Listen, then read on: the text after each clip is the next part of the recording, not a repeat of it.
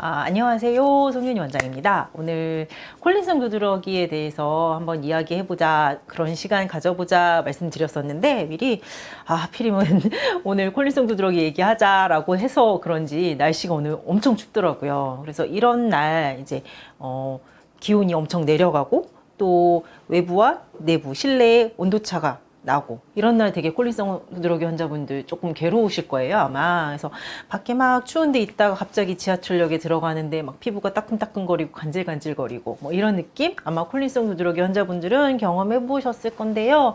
뭐 많이 아는 내용이시겠지만 콜린성 두드러기는 어떤 두드러기고 왜 생기고 관리할 수 있는 팁은 어떤 게 혹시 있는지 그런 거에 대해서 한번 이야기해보는 시간 가져보고요. 뭐 혹시 오늘 라이브 방송에 들어오신 분들이 콜린성 두드러기 환자분들이 궁금하신 내용이 있다면 제가 아는 한에서 최대한 팁을 드려보는 그런 시간 가져보도록 하겠습니다. 네, 우선 뭐 콜린성 두드러기 정의에 대해서 먼저 얘기해 볼게요. 뭐 다 아시죠? 교과서적인 정의는 체온이, 심부 체온이 1도씨 상승할 때 나타나는 두드러기이다. 이렇게 해서 이제 온도 때문에, 온도의 변화 때문에 나는 두드러기다라고 이제 정의가 되어 있는데, 체온이 올라가는 요인은 당연히 여러 가지죠. 더운 곳에 있어서 올라가고요. 그러니까 추운 곳에 있다가 따뜻한 곳으로 와도 올라가고, 반대로 여름철에는 에어컨 바람 밑에 실내에 있다가 실외로 나가서 더운 계절에 나가도 올라가고, 또 대표적인 운동이죠. 운동에도 올라가고, 또 목욕해도 올라가겠죠. 아니면 약간 긴장하고 스트레스가 받는 그런 상황이어도 약간 체온이 올라갈 수 있을 거예요. 그랬을 때 여러 가지 두드러기 증상이 나타나는, 혹은 따끔따끔거리는 감각 이상의 증상이 나타나는 것이 콜린성 두드러기라고 보시면 됩니다. 그래서 이제 사진, 항상 얘기하지만 피부 증상은 사진이 가장 중요하다. 그래서 비슷한 것 좀 찾아보세요. 이렇게 말씀드리죠. 그래서 콜린성 두드러기 양상이 되게 여러 가지인데, 한번 제가 이제 몇 가지 한번 보여드릴게요. 하면 되네. 첫 번째 이제 가장 대표적인 콜린성 두드러기인데, 보통 콜린성 두드러기는 이렇게 팽진이 모기 물린 것처럼 넓게 이렇게 일어나는 패턴보다는 조금 이렇게 지금 사진 보이실까요? 아이고.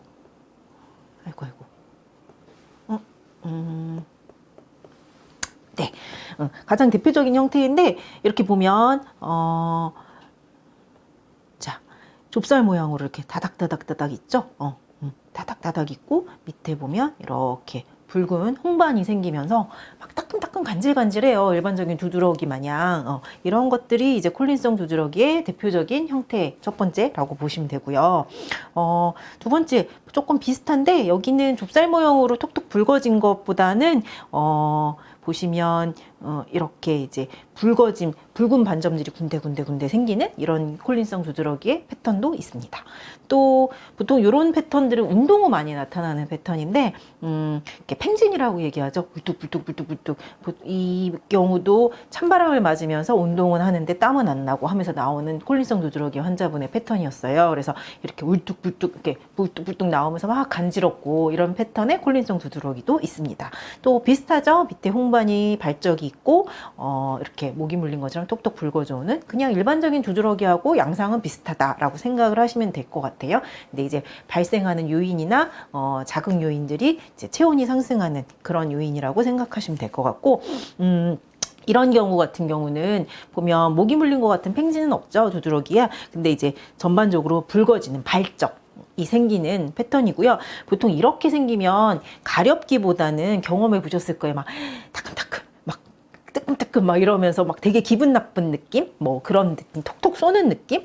그런 느낌의 콜린성 두드러기라고 보시면 될 것 같습니다. 마찬가지로 이제 이렇게 체간에 체온이 올라가고 긴장하고 했을 때 홍반으로 보이는 콜린성 두드러기 패턴도 있고요. 발적으로 이 패턴은 보면 좁쌀 모양으로 구진이 생기기도 하고, 그 다음에 뻘개지는 생기기도 하고, 그래서 간지럽고 따갑고 톡톡 쏘고 이런 복합적인 증상이 나타나는 콜린성 두드러기라고 보면 될 될 것 같아요. 그래서 대략 이렇게 많은 분들이 호소하는 콜린성 두드러기의 대표적인 양상들을 이렇게 보여드렸어요. 근데 항상 이제 콜린성 두드러기라고 인지를 할 때, 정의를 할 때는 이런 두드러기가 어떤 상황에 일어났느냐, 이제 목욕이나 뭐 이런 여러 가지 상황에 체온이 조금이라도 상승될 때 일어났느냐라는 것을 보시면 될 것 같습니다.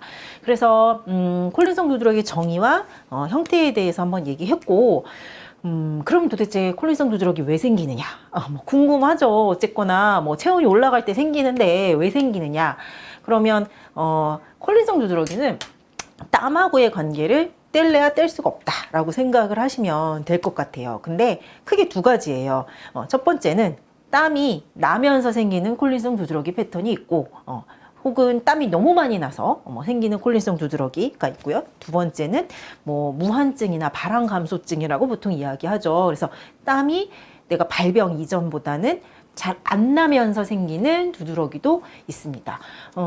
그래서 중간에 질문 주신 분이 계시는데, 뜨거운 물로 목욕하지 말라는데 너무 춥다, 이거 목욕하면 절대 안 되네요, 이렇게 주셨는데, 요거는 이따가 한번 목욕하고 운동하고 얘기하면서 한꺼번에 정리를 좀 하면 더 좋을 것 같아요. 예. 그래서 다시 돌아가서 첫 번째, 이제 땀이 너무 많이 나면서 혹은 땀이 잘 나면서 나는 두드러기 패턴, 콜린성 두드러기 패턴은 보통은 이제 땀에 대한 뭐 자가 면역 반응이다, 뭐 이렇게 이야기를 하죠. 우리가 면역 반응이라는 거는 원래는 이제 외부에서 뭔가가 나쁜 게 들어오면 거기에 어떤 면역 반응, 염증 반응이 일어나서 여러 가지 피부 증상이 나타나는 건데, 그런데 이런 경우는 이제 자가 면역 질환이라고 하면 몸에 해롭지 않은 것들이 있어도 이렇게 면역 반응이 일어나는 패턴이라고 생각을 하시면 되고, 근데 보통 이렇게 땀이 평상시보다 발병 전보다 더 많이 나거나 혹은 땀이 나면서 콜린성 두드러기가 나는 환자분들은 조금 보면 어떤 몸의 신체에 병적인 상황이 있는 경우가 종종 있어요. 대부분인 것 같아요, 제가 보기는. 그래서 예를 들자면 뭐 대표적인 게 예전보다 살이 나는 급격히 쪘다라든가 비만이 된 거죠. 그래서 조금만 더워도 혹은 조금만 움직여도 땀이 예전보다 많이 나면서 그때 두드러기가 생기는 패턴도 있고, 또 그런 경우도 있죠. 나는 조금만 매운 걸 먹어도 혹은 조금만 자극적인 걸 먹어도 막 얼굴에서 땀이 비 오듯이 흐르면서 두드러기가 생기는 사람, 뭐 몸에 막 땀이 나면서 이런 패턴도 있고요.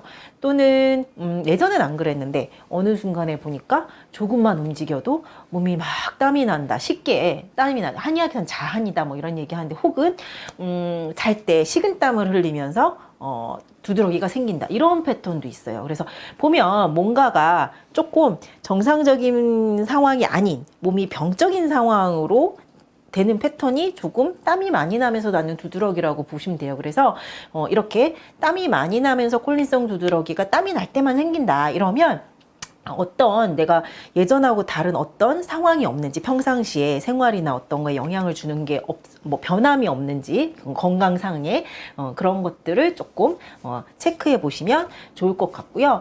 그래서 이제 뭐 살이 많이 찌는 경우에는 지방질이 많아지니까 체온이 쉽게 상승을 하겠죠, 정상인보다. 그러면서 이제 콜린성 두드러기가 나타나는 경우가 있고, 또 옛날엔 안 그랬는데 조금만 매운 거, 자극적인 걸 먹어도 막 몸에 비 오듯이 땀이 나면서 생긴다, 이런 경우는 보통 한의학에서 얘기했으면 뭐 위장에 습열이 있다라고 이야기를 해서 위장이 좀 예민하거나 소화 능력이 예전보다 떨어지거나 이런 비위의 위장 소화 기능에 문제가 생기면서 나타나는 경우도 있고요.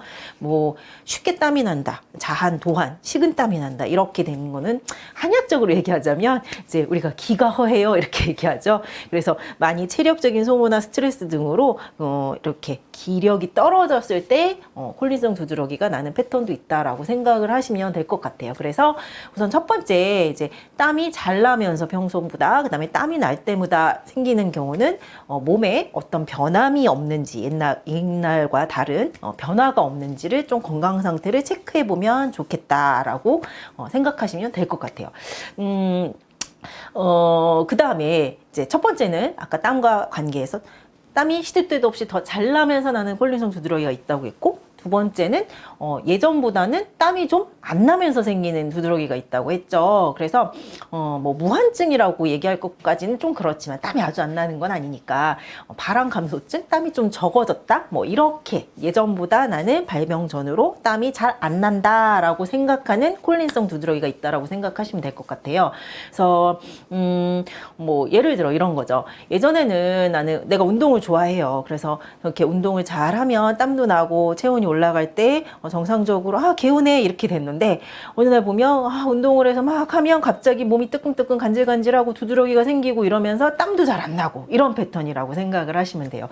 혹은 뭐 추운 곳에서 더운 곳에 딱 들어가면 어쨌거나 체온이 발설이 되면서 땀이 살짝 난다거나 이래야 되는데 그때 막 따끈따끈 간질간질해지기 시작하는, 몸은 땀이 안 나는데 뭐 이런 콜린성 두드러기 패턴이라고 생각하시면 되는데 이게 왜 생기느냐 이런 걸 이제 기전에라고 해야 될까요? 이유에 대해서 이렇게 좀 설명을 해드리자면, 그래도 이제까지 많이 밝혀진 그 그림 사진을 보면서 제가 좀 이렇게 대략적인 모식도를 보면서 설명을 드릴게요.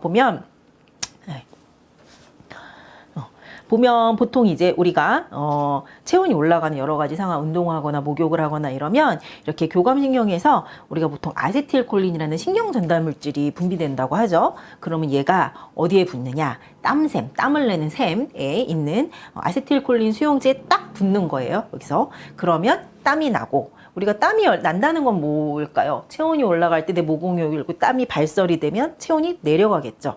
그래서 항상 우리가 체온은 일정하게 어느 정도 유지될 수 있는, 더운 데 가면 땀구멍이 열리고 추운 데 가면 땀구멍이 닫히고 이렇게 되는 것들이 이제 정상적인 생리적인 우리 피부의 기능인데, 발한 감소증이나 땀이 잘 안 나는 사람들, 이런 패턴은 이렇게 교감신경에서 아세틸콜린이 분비가 됐어요. 땀이 날 수 있는 어떤 체온이 상승하는 상황에.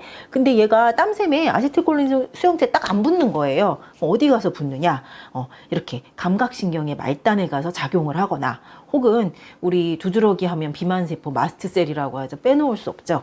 거기에 딱 붙는 거죠. 그러면서 이제 알레르기 반응이 일어나면서 히스타민 같은 두드러기를 유발하는 신경전달 물질이 또 분비가 되고, 화학 매개물이죠. 신경전달 물질의 화학 매개물들이 분비가 되고, 이게 이제 두드러기를 일으키거나 이제 이렇게 된다고 생각을 하시면 될 것 같아요. 그래서 땀샘에 수용체 딱 붙어서 땀을 나게 해야 되는데, 땀샘에 작용을 하지 못하고 얘가 이제 비만세포나 아니면 감각신경에 딱 작용을 하게 돼서 이런 아세틸콜린이 여러 가지 감각 증상이나 이상이나 혹은 두드러기가 나타나는 것들이 콜린성 두드러기, 땀이 잘 안 나는 패턴의 콜린성 두드러기 환자다라고 생각을 하시면 될 것 같아요. 그래서 이런 사람들 특징이 항상 그거죠. 나는 이제 운동하면 땀이 났는데 땀이 잘 안 나고 가렵고 따갑고 이런다. 혹은 더운 여름철에는 에어컨 있는 실내에 있을 때, 그러다가 이제 밖에 나가서 습도도 높고 더운 여름처럼 기온도 높으면 땀도 나면서 찡 나고 괜찮은데, 이때 이제 막 따갑고 근질근질하고 막 두드러기가 생기고 이렇게 나는 상황이라고 보시면 될 것 같고요. 그러면 이제 치료 포인트는, 이 두 번째 경우는 어떻게 하겠어요? 땀이 안 나는 사람이니까 땀이 잘 나게 해야 되는 거겠죠. 네, 적절하게 잘 나게, 이제 적절한 목욕이나 운동을 통해서 땀을 정상적으로 잘 분비될 수 있도록 내 몸을 훈련을 하는 것이 치료의 포인트라고 생각을 하시면 될 것 같아요. 그래서 이런 분들은 땀을 잘 내는 연습을 할 때, 근데 중요한 게, 제가 운동하세요, 목욕하세요 할 때는 제가 상황에 맞게 어떻게 하세요 하고 팁을 환자분들한테 드리는데, 나 땀을 내고 싶다고 무턱대고 막 죽을 때까지 이렇게, 죽을 때까지는 아니지만 막 운동을 하잖아요, 센 강도로. 그리고 실제로 콜린성 두드러기 환자분들은 그냥 이렇게 따끔따끔 이런 증상만, 혹은 피부 증상이 가려운 증상만 나타나기도 하지만 가슴이 콩닥콩닥거리고 막 이렇게 심장이 벌떡벌떡벌떡 거리면서 쇼크가 오기도 하거든요. 그러면 큰일 나요. 그래서 운동을 할 때는 적은 강도에서 강한 강도로 서서히 몸을, 땅구멍을 여는 연습을 할 수 있도록 꼭 운동을 하셔야 되고, 그거에 또 좋은 방법은 제가 항상 강조하는 목욕, 반신욕이라고 얘기하는데, 반신욕도 이렇게 온도가 너무 높지 않은 데서 뜨거운 물에 퐁당 들어가면 가슴 두근두근거리고 막 쇼크오고 난리가 나거든요. 그렇게 하면 안 되고, 내 몸에 타격이 가지 않을 정도의 온도에서 시작을 하면서 점점 체온을 높여서 몸에 무리가 가지 않게 땅구멍을 여는 연습, 땀을 내는 연습을 하시는 것이 중요하다라고 생각을 하시면 돼요. 그리고 콜린성 두드러기 그러면 운동하고 목욕 이렇게 한다고 하루아침에 없어지느냐? 절대 아니거든요. 절대 아니에요. 어떻게 없어지냐면 보통 나는 콜린성 두드러기가 하루에 뭐 이런 날씨에 추운 계절에 뭐 실외에서 실내로 돌아올 때, 뭐 차를 탈 때, 뭐 여러 가지 상황에 뭐 예를 들어 오늘은 한 10번 일어났네? 제가 발을 정자로 쓰시라고 그러거든요. 그 다음에 시간도 중요해요. 이런 지속 시간. 빨리 해결이 되는 것들이 중요해요. 두드러기 패턴이나 감각 이상이 나타났을 때. 그래서 오늘은 뭐 한 10분짜리가 5번 나타나고 한 20분 지속되는 게 한 3번 나타나고 30분 이상 되는 게 한 2번 나타났네 이랬는데, 이렇게 목욕하고 운동을 하면서 몸을 길들이다 보면 어느 날 이렇게 가다 보면 10번 났던 것이 똑같은 상황에 한 8번 났네. 또 어느 날 컨디션이 좀 안 좋으면 한 9번 나기도 하겠죠. 그런 식으로 이렇게 그래프를 그려가면서 지속 시간과 그 다음에 또 한 번 일어났을 때 두드러기 반응이 일어났을 때 발생 강도, 따끔거림의 강도를 최대한 객관화하는 거죠. 혹은 두드러기의 강도를 내가 알 수 있으니까. 콜린성 두드러기 환자분들은 올라왔다 또 없어지거든요. 그래서 그런 강도와 지속 시간과 발생 횟수를 꼼꼼히 이렇게 적어가면서 목욕과 운동을 하는 연습을 통해서 점차 줄어가는 것을 확인하는 것도 되게 중요하다라고 생각을 하시면 돼요. 그래서 저희 이제 환자분들한테 보여드리는 건데, 그러니까 이렇게 쓰셔라라고 얘기하고 환자분들이 실제로 써오시는 거예요. 저희 환자분들이. 그럼 보시면 되게 모범적인 환자분이세요. 이 환자분은 그래서 보면 식단도 적으시고요. 보면 목욕을 했다 이렇게 적으시죠. 그 다음에 보면 두드러기가 오늘은 5분짜리가 3번 일어났고, 그 다음에 3분짜리가 1번 일어났고, 15분짜리 좀 세게 나오는 게 한 번 일어났네. 그 다음에 내일은 어떻고 이렇게 적으시는 거예요. 그러면서 이제 연습을 할 때 두드러기가 어떻게 변하는지 한번 잘 관찰해보는 그런 시간을 가져보는 것도 필요할 것 같습니다. 그래서 하여튼 콜린성 두드러기는 크게 첫 번째 땀이 시도 때도 없이 더 잘 나고, 평상시보다 땀이 잘 나면서 생기는 두드러기 환자분들도 있고, 그래서 생기는 체온이 올라갈 때. 두 번째는 체온이 올라갈 때 이런 땀이 잘 안 나면서 평상시보다 발병 전보다 그러면서 생기는 콜린성 두드러기 환자분도 있다. 그래서 보통 콜린성 두드러기 환자분들 이렇게 얘기하더라고요. 첫 번째 땀이 잘 나면서 나는 경우는 당연히 여름에 심해지겠죠. 덥고 습하고 이러면. 그래서 보통 여름형 콜린성 두드러기다. 뭐 두 번째는 이제 땀이 더 겨울철에 건조하고 추운 계절은 더 잘 안 나겠죠. 아무래도 그럼 더 힘들겠죠. 그래서 뭐 겨울형 콜린성 두드러기다 이렇게 얘기도 하시던데, 뭐 명칭을 하기 나름이고, 어쨌든 두 가지의 기전이 조금 다르고 양상이 다르다. 그 다음에 땀이 좀 잘 나면서 두드러기가 생기는 패턴은 어떤 내 몸 안에 일어나는 병적인 상황이 있을 가능성이 좀 높다. 그래서 거기에 맞춰서 치료가 필요하다라는 게 목적이 초점이고요. 치료의 포인트고, 두 번째 같은 경우는 땀이 평상시보다 안 난다는 거는 목욕과 운동 등을 통해 내 몸이 땀을 잘 낼 수 있는, 그래서 체온을 잘 조절할 수 있도록 훈련을 하는 것이 이제 콜린성 두드러기를 조금 더 이렇게 잘 다듬어 갈 수 있는 방법이 되겠다라고 생각을 하시면 될 것 같아요. 그래서 얘기하는 동안에 몇 분이 좀 이렇게 여러분들이 주셨네요, 질문을.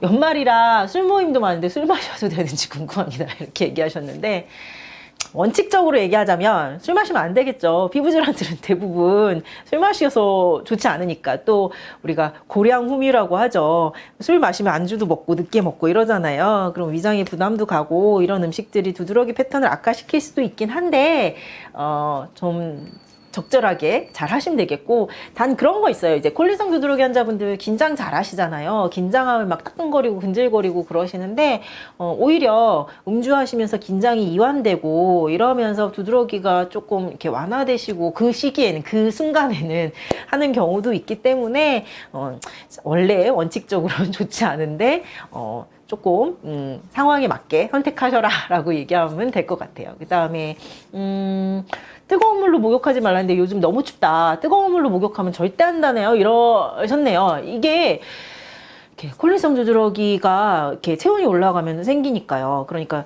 뜨거운 물로 목욕하지 말고 미온수나 아니면 뭐 시원한 물 혹은 뭐 미지근한 물 이런 걸로 목욕을 해서 체온을 높이지 말아라 보통 이렇게 얘기하는데 저는 물론 너무 뜨거운 물로 아까 목욕할 때 퐁당 들어가면 안 된다고 그랬죠. 쇼크 온다고. 그건 아니지만 목욕을 통해서 땀을 내는 연습을 해야 된다는 게 원칙이고요. 그런 환자분이 있었어요. 여기 지금 다른 질문 주신 것 중에 전 두드러기가 올라갈까 봐 지금도 창문 열고 놓고 살아요 이렇게 얘기하시는 분인데 비슷한 양상의 패턴의 질문이라고 저는 생각을 하는데 지난주에 이제 환자분이 한 2년 전에 치료를 했던 콜리성 두드러기 환자분이 오셨더라고요, 갑자기. 전 그래서 덜컥해서, 이게 다시 또 안 좋아져서 오셨나? 이랬는데, 그분이 2년 전에 오실 때 자기는 특전사가 되는 게 꿈이래요. 그래서 진짜 신체 건강한 남자분인 거예요. 근데 12월 달 뭐 이때 오셨는데 12월 달에 오시는데 반바지 입고 속옷 하나도 입고 반팔 입고 그다음에 슬리퍼 이렇게 끌면서 오시는 거예요. 그러니까 왜 그러냐 이해는 가죠. 그러면서 밖에 12월 달 1월 달 이렇게 추운 계절에 밖에 있다가 차에 있다가 딱 한의원에 들어오니까 간지러워서 막 미친다 이러시는 거예요. 이게 그러니까 체온이 올라가면 안 된다라는 강박증에 이렇게 사로잡히신 거죠. 근데 이렇게 만져보면 완전히 얼음장 같아요. 근데 상식적으로 그 분이 운동을 하면 땀이 날까요? 그렇게 몸이 얼음장 같은 분들은 암만 운동을 해도 땀이 안 나요. 그런 분들은. 그래서 제가 그분한테 오늘부터 하실 일은 뭐냐. 집에 가셔서 음식 다 따뜻하게 드시고요. 물도 좀 따가운 물로 드시고 조금 힘들더라도 그 다음에 속옷부터 입으시라고 그랬어요. 그 다음에 내복 입으시라고 지금 12월 1월이라고. 그 다음에 하루에 반신욕을 하시는데 목욕하는 팁이 중요해요. 그래서 내가 딱 반신욕을 하면 우리 땀 나고 싶은데 콜린성 두드러기 환자분들은 땀 나기 전에 쇼크 오거든요. 먼저 간지럽고 짜증나요. 그렇게 하시면 절대 안 되고 물을 받아 놓으셨을 때 내가 이렇게 딱 들어갔을 때 찬물은 아니어야겠죠. 그래서 내 체온보다 살짝 높거나 비슷해서 자극이 안 일어날 정도, 두드러기 반응이나 어떤 간지러움이나 따가움이 안 나타날 정도의 물에서 시작하시는 게 중요해요. 이렇게 앉아 있으면 조금 있으면 괜찮거든요. 체온보다 약간 높은 상황에서 올라가도 그러면 좀 뜨거운 물을 한 바가지, 두 바가지 트는 거예요. 근데 용량 조절이 중요한데 거기서 이렇게 틀 때 뭔가 이렇게 두드러기가 나올 것 같으면 얼른 스탑하셔야 되세요.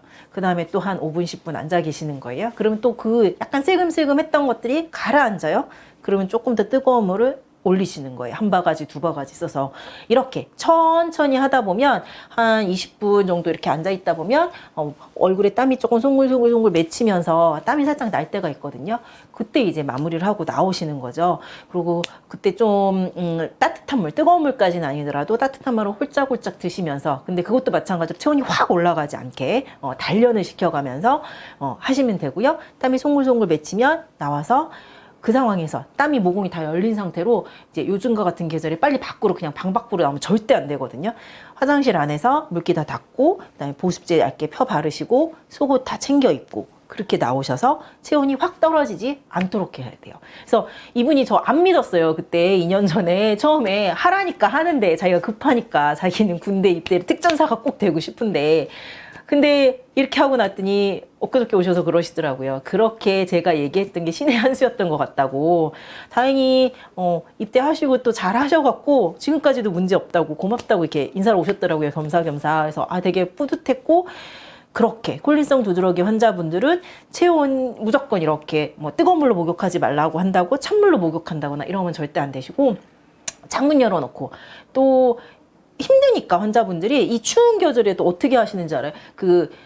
홀딱 벗고 주무시는 거예요. 이불도 안 덮고 몸이 조금만 체온이 올라가면 두드러기 생길 것 같으니까 강박증에 생겨서 큰일 나요. 그런 분들도 근데 그런 사람들이 조금만 체온이 올라가면 혹은 조금만 뜨거운 발이 확 닿으면 두드러기가 확 올라가는 거거든요. 그래서 그분도 그런 상황도 속옷부터 입으시라고 제가 얘기하거든요. 그래서 목욕 절대 하면 안 되는 거 아니고요. 뜨거운 물로 그 다음에 뭐 창문 열어놓고 에어컨 바람 밑에 여름 내내 있으면 절대 안 돼요. 오히려 조금 더 힘들더라도 대신 몸에 크게 타격이 가지 않는 정도에서 천천히 체온을 올리는 연습을 하시는 것이 꼭 중요하다라고 생각을 하시면 될 것 같습니다.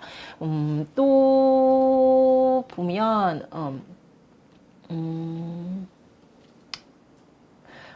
콜린성 두드러기가 안 날 수도 있나요? 뭐 병원 가서 진단을 받은 적은 없는데 흔히 얘기하는 증상과 일치한다. 근데 몸에 보이는 두드러기는 없고 몸이 열이 오르면 따가운데 정말 따가운 감각만 있다. 그다음에 몸이 열이 나거나 온도 변화했을 때 과도한 스트레스나 과민해질 때 바늘로 찌르듯이 심하고 따갑고 어떨 땐 약간씩 간질간질 거리기도 하는데 따가운 게 95% 없는다. 발진 없다. 콜린성 두드러기일 가능성 맞아요. 예, 높아요. 예. 아까 말씀드렸죠? 제가 그림 보여드려서 이제 체온이 올라가거나 할 때 아세틸콜린이 분비가 돼서 그게 땀샘에 자극을 해서 이제 땀이 나면 괜찮은 건데 감각신경이나 혹은 비만세포를 자극을 하면 비만세포를 자극하면 히스타민 분비돼서 두드러기가 나올 수도 있겠지만 혹은 이렇게 감각신경에만 자극을 해서 통증이나 혹은 이상 감각으로 그래서 바늘로 찌르듯이 따끔따끔 근질 벌레 쏘이듯이 이런 감각으로만 나타날 수도 있어요. 그래서 두드러기 발진 반응 없다고 해도 콜린성 두드러기일 수 있습니다. 그 다음에 또 보면 매일매일 콜린성 두드러기를 약을 먹고 있는데 점점 증상이 심해지는 것 같습니다. 뭐 이렇게 얘기 주셨는데 그쵸. 콜린성 두드러기 환자분들 보통 이제 오랜 기간 동안 보통 콜린성 두드러기에 스테로이드를 잘 주지는 않는 것 같아요. 이게 팽진이나 또 이렇게 금방 올라왔다 없어지고 하니까. 근데 항히스타민제를 장기 복용하시는 분들은 좀 많죠. 근데 보통은 이렇게 콜린성 두드러기가 하도 시도 때도 없이 일어나기 때문에 초반에는 그래도 항히스타민제를 복용하면 조금 이렇게 뭐 반응이 일어나는 강도나 시간들이 조금 길게 안 일어나는 시간들이 있고 한데 항상 말씀드리지만 이제 항히스타민제는 두드러기 반응을 원천적으로 차단하거나 해결하는 것들은 아니죠. 그래서 어떤 이제 몸 안에 이상 반응이 일어나서 쓸데없이 쉽게 얘기해서 히스타민이 과잉 분비되고 그것들이 두드러기나 어떤 피부 증상을 나타내는 건데 항히스타민제는 그 기전을 히스타민을 잘 안 분비되게 하는 약은 아니고 이미 분비된 히스타민의 작용을 차단하는 것이기 때문에 점점 항히스타민제에 의존을 하면서 생활이나 이런 관리를 안 하시다 보면 점점 두드러기가 심해지는 경우가 많아요. 쉽게 얘기해서 히스타민 분비가 많아지는 거죠, 우리 몸에. 그러면 하루에 한 알 먹다가 두 알 먹게 되고 나중엔 안 듣고 이러기 때문에 이분처럼 이제 약을 계속 먹고 있는데 증상이 심해지는 것 같다 이러면 어떤 뭐 여름형 두드러기인지 아까 얘기한 땀이 잘 나는 타입인지 아닌지 혹은 땀이 안 나는 타입인지 모르겠는데 우선 체크를 좀 해보시고 그 다음에 내 두드러기 패턴을 좀 잘 보시고 생활이나 목욕이나 운동이나 이런 것들로 먼저 접근을 좀 해보시는 게 어떨까 싶습니다. 그리고 이렇게 콜린성 두드러기 데일리로 규칙적인 시간에 항히스타민제를 먹기보다는 만약에 그러니까 먹었을 때 내가 반응이 안 일어나는 것들이 뭐 이렇게 쭉 지속이 된다면 삶의 질을 좀 향상시킬 수 있었지만 이런 분들처럼 약을 먹고 있는데도 증상이 심해지신다면 굳이 이렇게 아침 저녁 먹지 마시고 너무 힘들 때 조금 하나씩 먹으면서 의존도를 좀 낮춰보는 것도 좋지 않을까 싶어요. 네. 약물로 인한 두드러기도 나아질까요? 좋아질까요? 언제까지 갈지 궁금합니다. 뭐 이렇게 주셨는데 약물이라고 얘기하는 거 약인성 반응들은 원칙적으로는 그 약물 끊으면 없어져야 되겠죠? 그래서 어떤 약물로 인한 건지 우선 궁금하고요. 뭐 전후관계죠. 이렇게 명확하다면 그래서 약물로 인한 두드러기라고 이렇게 딱 명칭이 되어 있는 상황이라면 원칙적으로는 끊으면 좋아지세요. 그런 약물에 대한 반감기가 조금 다르겠지만 그래서 조금 더 구체적인 정보가 있으면 좋겠고요. 땀을 내는 게 좋을까요? 찜질로 빼도 될까요? 그랬는데 아까 땀 내는 법 말씀드렸죠? 예, 그래서 반신욕이 되게 좋은 방법인데 몸에 무리가 갈 정도로 하지 마시고 이제 서서히 온도를 높여가면서 연습을 해라. 그리고 하다 보면요 이렇게 조금씩 땀이 제가 아까 몸에 무리가 가지 않을 온도에서 시작을 해서 뜨거운 물을 첨가하라고 했잖아요. 그러면 처음에는 내가 한 20-30분 있어야 땀이 송글송글 맺히는데 이제 땅구멍이 열리고 몸이 조금 체온을 조절하는 능력이 생기면서 한참 하다 보면 일주일 뒤, 2주일 뒤에는 뭐 한 25분 있어도 생긴다. 30분 있었는데 25분도 있으면 생긴다. 뭐 이렇게 바뀌거든요. 20분만 있어도 땀이 난다. 그러면 이렇게 되면 나중에는 조금 운동을 해도 막 따가움보다는 혹은 두드러기보다는 땀을 내면서 풀리는 패턴으로 갈 수 있으니까 그렇게 보시면 될 것 같고 찜질은 보통 국소적인 찜질로 체온이 땀을 날 정도까지 올라가기는 쉽지 않거든요. 그래서 운동과 목욕이 제일 좋은 방법이다라고 생각을 하시면 좋겠어요. 오말리춤에 이거 이제 맞는 분도 있고요. 드라마틱하게.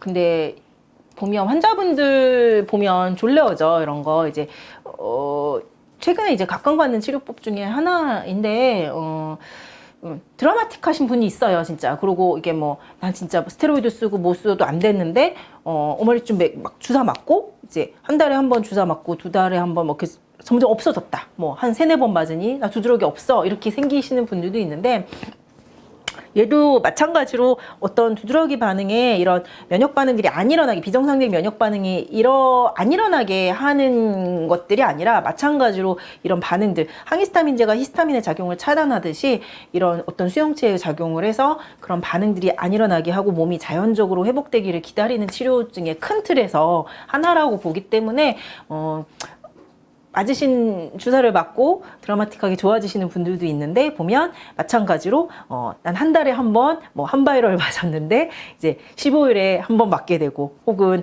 한 달에 한 번 15일에 한 번 맞다가 용량을 늘리게 되고 이러시는 분들도 있어서 항상 얘기하지만 두드러기는 패턴을 보시면 돼요. 어떤 약물로 한 서너 달 조절을 했을 때 이게 끊어도 두드러기가 안 생길 수 있는 상황이라면 그 정도 단기간 쓰시면 되고 그렇지 않다면 조금 내가 몸을 근본적으로 생활이나 운동이나 뭐 이런 것들 통해서 잘 돌볼 수 있는 기회로 갖는 게 좋겠다 보시면 될 것 같아요.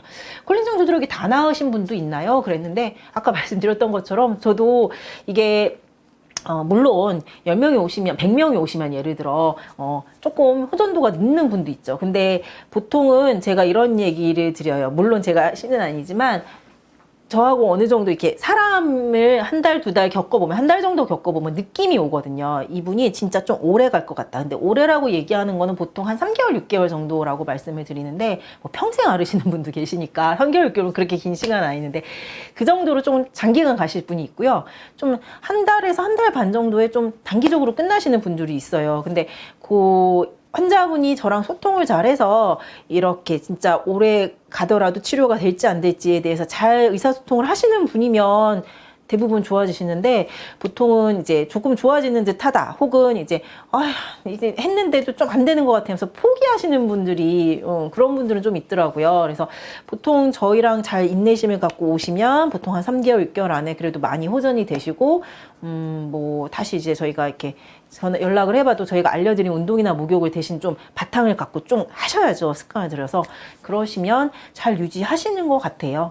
근데 항상 피부질환이라는 거는 언제 다시 생길 수도 있다. 그거는 스트레스나 어떤 외부적인 상황이나 내가 몸 관리를 잘못했을 때는 생길 수도 있다라고 생각을 하시면 될 것 같아요. 뭐 한 분만 더 볼까요? 콜린성 두드러기 환자분들 많이 괴로우시죠. 이것 때문에 뭐 사회생활도 못한다, 이런 뭐 직업을 바꿨다, 이런 뭐 어떤 분은 댓글 보니까 나는 요리사였는데 요리를 못하게 되었다, 뭐 이런 분들이 계시던데, 자, 2년 전쯤 어느 날 갑자기 체온이 오르면서 몸에 빨간 두드러기가 나기 시작했는데 그 운동하거나 집이 더워서 몸에 열이 오르면 빨간 두드러기가 납니다. 초기에는 배에서 목 밑까지만 두드러기가 났는데 요즘에 얼굴까지 납니다. 이전보다 더 간지러웠고요. 얼굴까지 번질 수 있나요? 어떻게 치료하나요? 이랬는데 제가 최근에 어떤 칼럼에 한번 이제 인용하기도 했는데 보통은요 땀이 안 나는 부위에서 두드러기가 많이 생기거든요. 그러면 우리가 보통 땀이 잘 나는 부위는 어디겠어요? 얼굴, 체간, 이 목 위쪽이죠.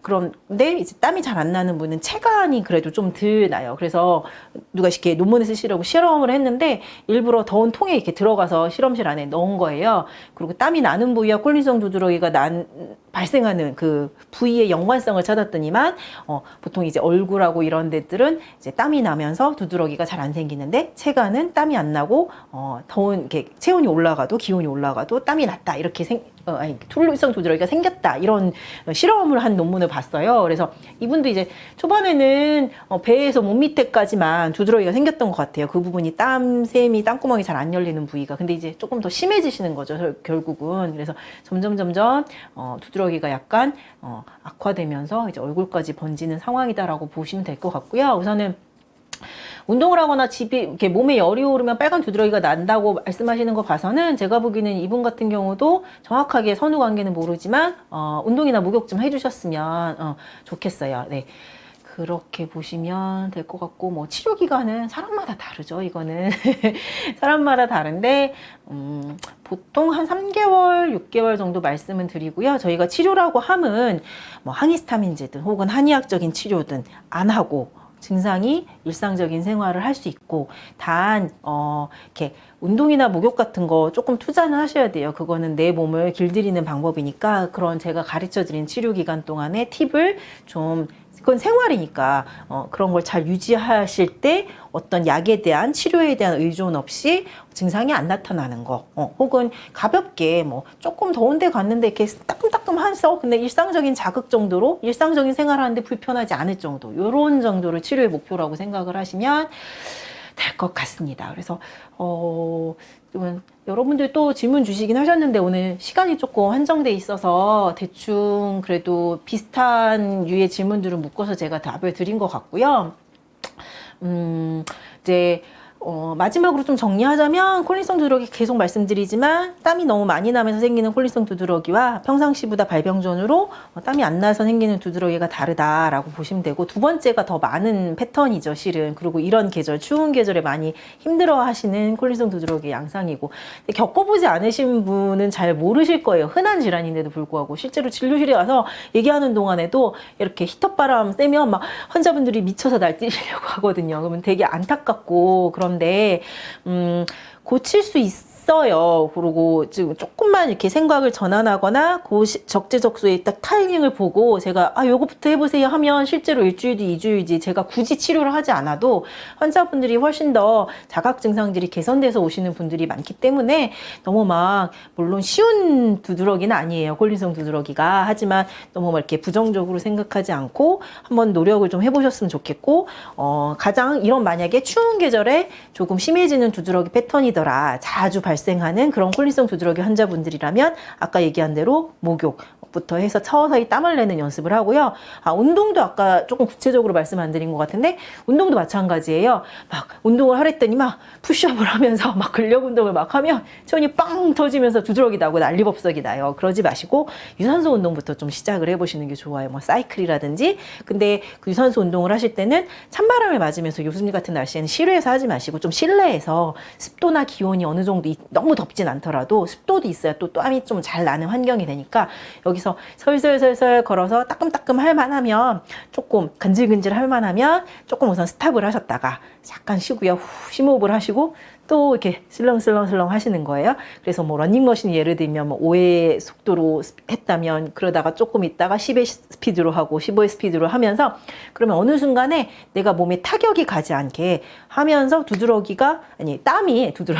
땀이 좀 슬 날 거예요. 그때 이제 따뜻한 물로 샤워하시고 보습제를 싹 바르셔야겠죠. 피부가 건조하면 땀이 더 잘 안 나고 어떤 피부 증상이든지 안 좋아지니까 이런 계절에는 그렇게 하면서 하시면 될 것 같고요. 그래서 운동과 목욕부터 좀 해주시고, 만에 하나 땀이 잘 안 나고 이러는데 몸을 무조건 차게 하고 있는 건 아닌지 잘 살펴보셔서 속옷 입는 연습, 그 다음에 찬바람, 이렇게 덥다고, 콜린성 두드러기 생긴다고 창가에 계시지 마시고, 좀 몸을 따뜻하게, 그러니까 덥게는 하지 않더라도 체온을 잘 유지하셔야만 체온이 조금이라도 운동하거나 할 때 올라가면서 땀이 나겠죠.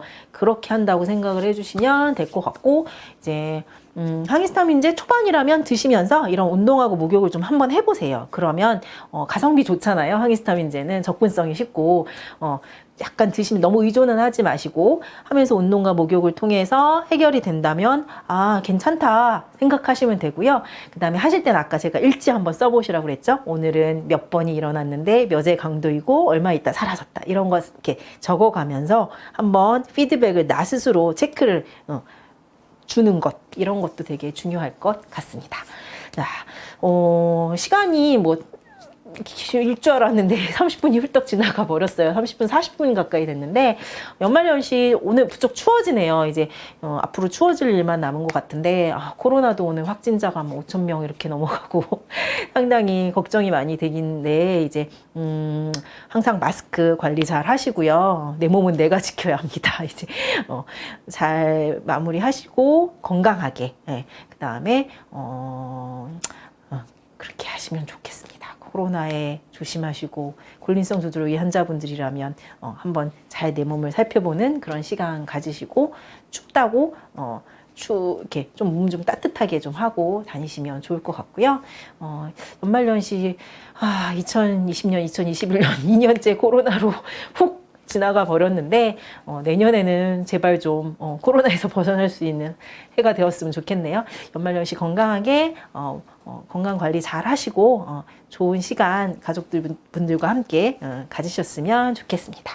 오늘 여기까지 콜린성 두드러기 라이브 방송 마치고요. 혹시 항상 궁금한 거 있으시면 댓글 남겨주시면 저희가 최대한 답변 드리니까 거기에 혹시 뭐 이런 내용으로 한번 칼럼을 준비해 줬으면 좋겠다라든지 뭐 그런 궁금한 내용 있으시면 편하게 질문 주세요.